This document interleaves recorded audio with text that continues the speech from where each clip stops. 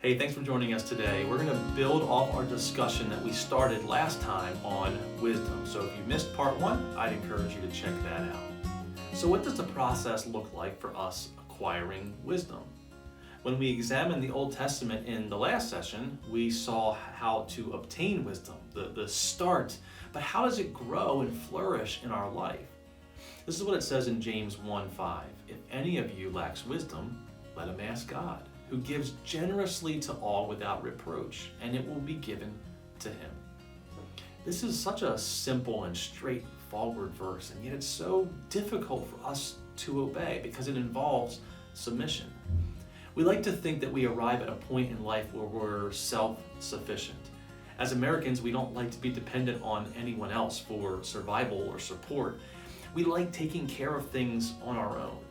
And this cultural desire to take control and ownership, it extends into our faith life as well.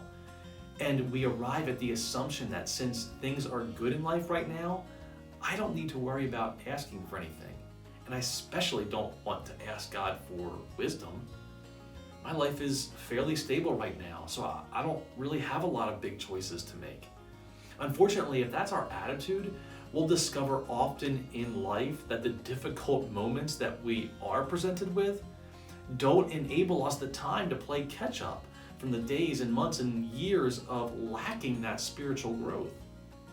We need to constantly be asking God to give us wisdom for any and all situations that we're presented with each and every day.